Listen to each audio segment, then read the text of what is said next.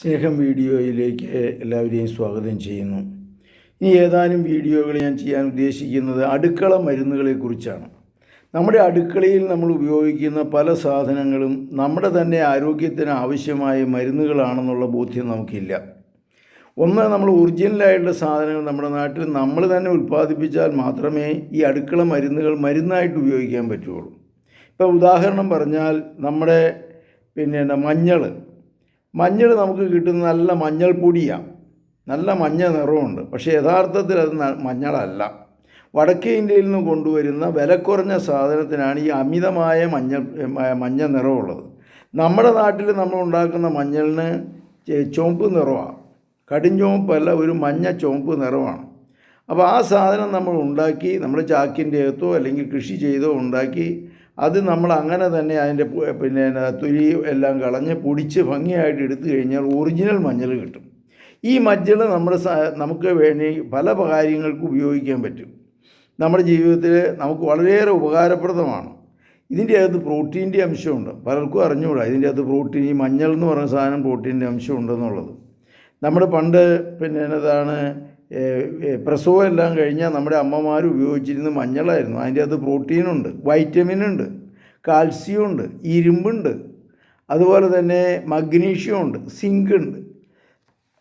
ചുരുക്കത്തിൽ ഈ മഞ്ഞൾപ്പൊടി തന്നെ അത് തിന്നാൻ കൊള്ളാം, അത് നമ്മുടെ ശരീരത്തിന് മുഴുവൻ തേച്ച് കുളിക്കാൻ കൊള്ളാം, അത് ശരീരകാന്തിക്ക് വേണ്ടിയിട്ട് നമ്മൾ തേച്ച് എടുക്കാവുന്നതാണ്, മുഖത്തിൻ്റെ കാന്തിക്ക് വേണ്ടിയിട്ട് നല്ലതാണ്, ആൻറ്റി ഡിറ്റർജൻ്റാണ്. എന്ന് വെച്ചിട്ടുണ്ടെങ്കിൽ അണുക്കളെ കൊല്ലുന്നതാണ് ചുരുക്കത്തിൽ ഈ പറഞ്ഞ മഞ്ഞൾ എന്ന് പറയുന്ന സാധനം. അതിനകത്ത് വൈറ്റമിൻ C6, അതുപോലെ വൈറ്റമിൻ C, നിയാസിൻ, ഇങ്ങനെയുള്ള സംഗതികളെല്ലാം ഉണ്ട്.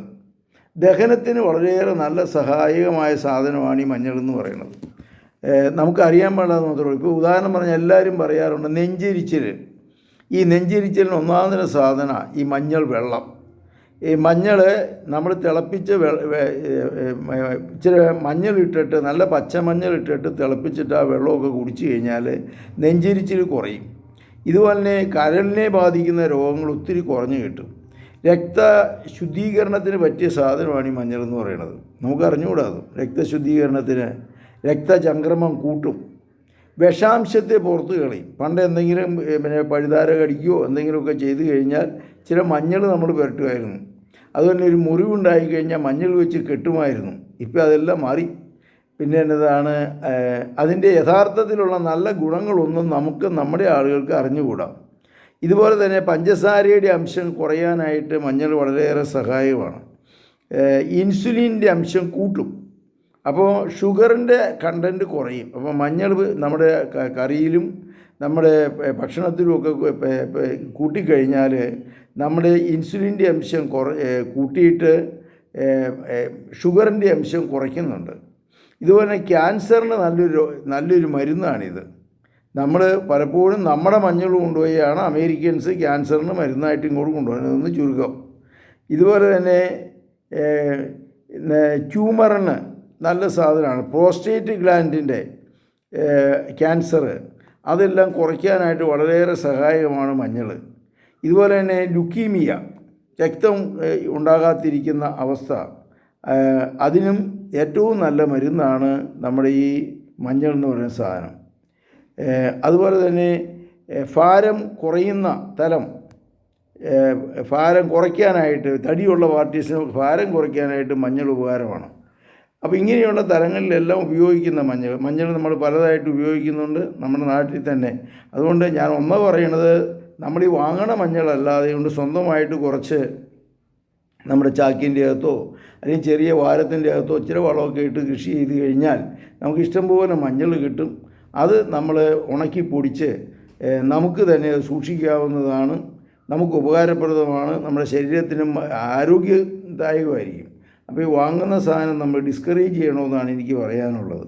ഇത് ഉപയോഗിച്ച് കഴിഞ്ഞിട്ട് ഞാൻ രാവിലെ കട്ടൻ കാപ്പി, കട്ടൻ ചായ ഉപയോഗിക്കുന്നതിന് പകരം വെള്ളത്തിൻ്റെ അകത്ത് ചൂടുവെള്ളത്തിൻ്റെ അകത്ത് ഒരു ഗ്ലാസ് ഫ്ലാസ്കിൻ്റെ അകത്ത് ഒരു കഷ്ണം മഞ്ഞൾ അങ്ങിട്ട് തരുന്ന ഒറിജിനൽ മഞ്ഞൾ, പച്ചമഞ്ഞൾ ഇട്ട് കഴിഞ്ഞാൽ ഞാനൊരു ചെറിയ കുത്തുണ്ട്, പക്ഷേ അത് ആരോഗ്യത്തിന് നല്ല തലമാണ്, നമ്മുടെ കുടലുകൾക്ക് ശരീരത്തിനൊക്കെ നല്ലതാണ്. ഇതുപോലെ തന്നെ മഞ്ഞൾപ്പൊടി ഏതെങ്കിലും മുറിവിനൊക്കെ ഇപ്പോഴും നമുക്ക് ഉപയോഗിക്കാവുന്നതാണ്. ഞാൻ ഉപയോഗിക്കാറുമുണ്ട്. ഇപ്പോൾ ഉദാഹരണമായിട്ട് മറ്റേ മുറിവിന്, പശുവിൻ്റെ മുറിവിന്, അല്ലെങ്കിൽ അതിൻ്റെ മൂക്ക് കുത്തിയിട്ട് അതിൻ്റെ എടുക്കുന്നതിന് ഇപ്പോഴും ഉപയോഗിക്കുന്ന ഈ മഞ്ഞളിൻ്റെ അകത്ത് ഇച്ചിരി ഉപ്പും കൂടി ഇട്ടിട്ട് മഞ്ഞളും ഉപ്പും കൂടെ കലക്കിയിട്ട് മൂക്കിൻ്റെ അങ്ങോട്ട് തളിക്കുകയാണ് ചെയ്യണത്. അപ്പോൾ ആ മുറിവ് അവിടെ ഉണങ്ങി കിട്ടാനായിട്ട് വളരെ സഹായമാണ്. ഇപ്പോഴും നമുക്ക് നന്നായിട്ട് ഉപയോഗിക്കാം. നല്ല മഞ്ഞൾ കിട്ടണമെന്ന് മാത്രം. ആ ഒരു തലമാണ് എനിക്ക് പറയാനുള്ളത്. അതുകൊണ്ട് ഞാൻ ചുരുക്കത്തിൽ പറഞ്ഞു വരുന്ന തലം ഇതാണ്: മഞ്ഞളിൻ്റെ ഉപയോഗത്തെക്കുറിച്ച് നമ്മൾ ബോധവാനാവുക. നമ്മുടെ ഈ അടുക്കളയിൽ തന്നെയുള്ള സാധനങ്ങൾ നമ്മുടെ മുറിവിനും അതുപോലെ തന്നെ മറ്റ് ഡിറ്റർജൻ്റായിട്ടും ഒക്കെ ഈ മഞ്ഞൾ ഉപയോഗിക്കുക. നല്ല മഞ്ഞൾ ഉണ്ടാക്കിയിട്ട് നമ്മൾ ഉപയോഗിക്കാനായിട്ട് പ്രത്യേകം പരിശ്രമിക്കുക. ഇങ്ങനെ വന്നു കഴിയുമ്പോൾ നമ്മുടെ നാടിനും നമ്മുടെ വീടിനും ഉപകാരപ്രദമായിരിക്കും. പിന്നെ ഇങ്ങനെ നിങ്ങൾ ഒരു പരിശ്രമം നടത്തണമെന്ന് അഭ്യർത്ഥിച്ചുകൊണ്ട് എൻ്റെ വാക്കുകളെ ഉപസംഹരിക്കുന്നു. Praise the Lord.